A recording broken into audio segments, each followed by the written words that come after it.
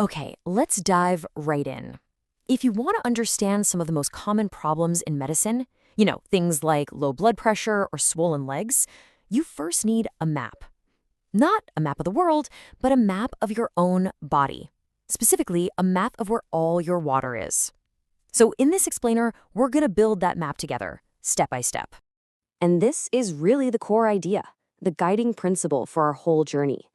It's such a powerful statement because it boils down a huge chunk of medicine to its absolute essence. It's not always about some super complex disease. A lot of the time, it's just about the fundamental balance of water and salt. Because, let's be real, patients don't walk into the clinic saying, "Hey doc, my extracellular fluid is depleted." No way. They come in with very real problems, like the ones you see here. Low blood pressure, swelling, confusion. These are all just symptoms, right? They're the clues that tell us the water and salt inside the body are in the wrong place.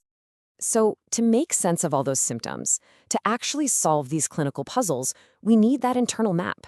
It's our guide. It's how we figure out what's really going on under the hood. So let's begin that journey inward and start drawing the borders. Every map has to start somewhere. And for our blueprint of the body's water, our starting point is one single, absolutely crucial number that represents all the water in an average person. 42 liters. That's it. This is our hero number. For a standard 70-kilogram person, this is the total volume of the entire world we're about to explore.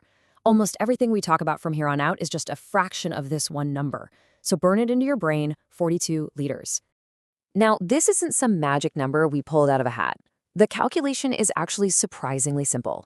We're about 60% water by weight. So for a 70-kilo or 154-pound person, you just do the math, 70 times 0.60, and you get 42. It is worth noting, though, that females tend to have a slightly lower percentage, and that's just because fat tissue holds less water than muscle. Okay, so we've got our 42-liter world, but it's not just one big swimming pool inside of us. The very first and most important line we draw on our map is a massive one. It's the line separating the water inside our cells from all the water outside our cells. And this slide right here, this is the first big surprise for a lot of people.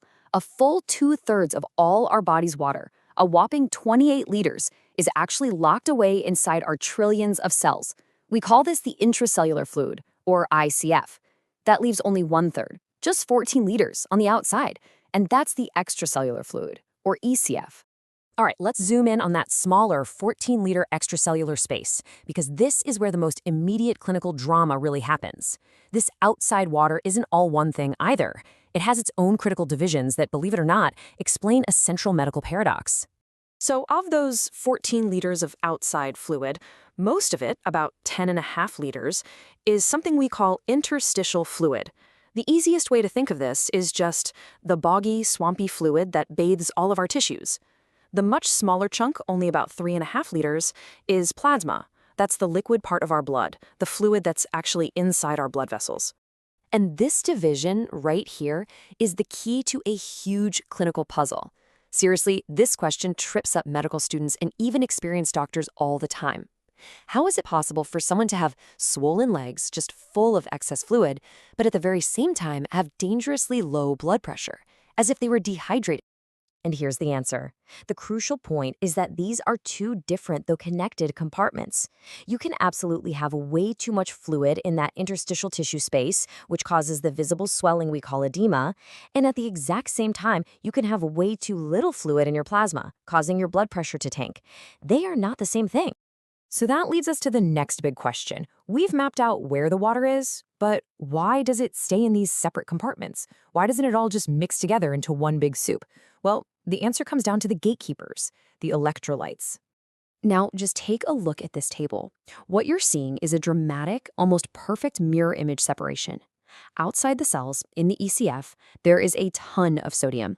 Inside the cells, in the ICF, there's hardly any. And for potassium, it's the complete opposite. Very little outside, a huge amount inside. This is not an accident. This is a very carefully guarded state of affairs. And the guardian responsible for all this is a tiny microscopic machine embedded in the membrane of every single one of our cells. It's called the sodium-potassium pump. Just think of it as a relentless, energy-burning bouncer at a nightclub, controlling exactly who gets to be inside and who has to stay outside. And its job is beautifully simple but nonstop. For every single cycle, it actively kicks 3 sodium ions out of the cell, and in exchange, it pulls 2 potassium ions in. And it does this over and over and over using cellular energy, ATP, to maintain that perfect electrolyte divide we just saw. So, we've built our map, we've identified the borders, and we've met the gatekeepers. Now we are finally ready for the single most important high-yield principle in all of clinical fluid management. This is the one rule to rule them all. This is it. Sodium determines the size of the extracellular space. Plain and simple. Where sodium goes, water has no choice but to follow.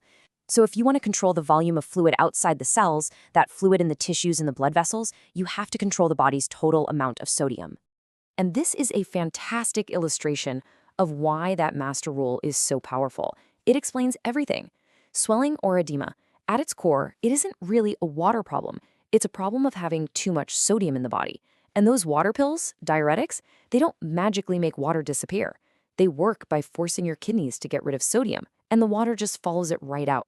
This is the whole reason we care so much about the sodium content of IV fluids. So, in just a few minutes, we've built a pretty powerful map. We know where the 42 liters are, and we know that sodium is the ultimate gatekeeper that keeps it all in place.